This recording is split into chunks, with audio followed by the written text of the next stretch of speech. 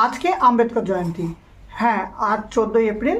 আজ বাবা সাহেব ডক্টর ভীমরাও রামজি আম্বেদকরজির জন্মদিন। আপনারা ছবিতে দেখতে পাচ্ছেন যে আমি আম্বেদকর জয়ন্তী মানিয়েছি।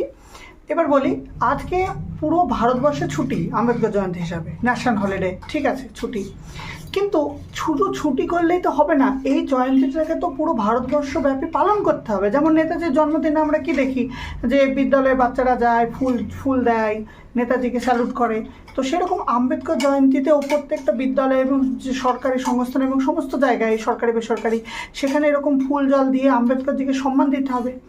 আজ হলো ভারতের সংবিধানের প্রতিষ্ঠাতার জন্মদিন। আম্বেদকরজি হলো ভারতবর্ষের সংবিধানের প্রতিষ্ঠাতা, কিন্তু সেটা কোথাও হচ্ছে না। কেন হচ্ছে না, এটাই আশ্চর্যের বিষয়।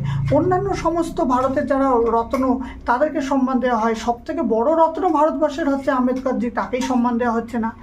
এটা একটা আশ্চর্য ব্যাপার। তার জন্মদিন যেন গুরুত্বহীন হয়ে গেছে।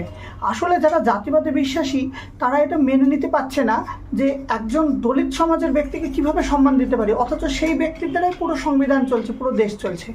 সেটাই আমাদের শিক্ষিত সমাজ মেনে নিতে পারছে না, বিশেষ করে যারা জাতিবাদে বিশ্বাসী সেসব মানুষরা।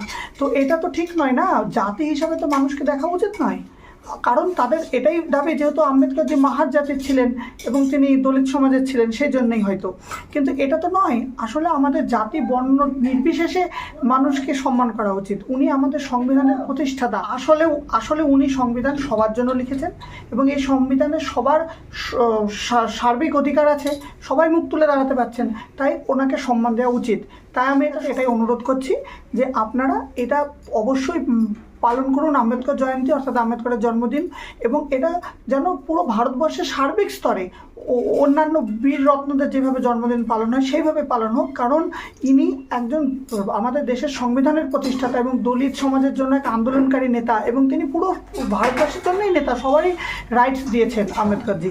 তাই তার জন্মদিনকে গুরুত্ব সহকারে পালন করা হোক। এবং এটা যে কেন হচ্ছে না, কেন নিস্তব্ধ, এটাতে তো আমি অবাকিত। এই নিস্তব্ধতা যেন না থাকে, সমস্ত সরকারি বেসরকারি সব সংস্থানে যেন একদম গুরুত্ব সহকারে এই জন্মদিন পালন করা হয় এবং আম্বেদকর জয়ন্তী বিরাটভাবে পালন করা হয়। এটাই আমার সবার কাছে অনুরোধ। নমস্কার।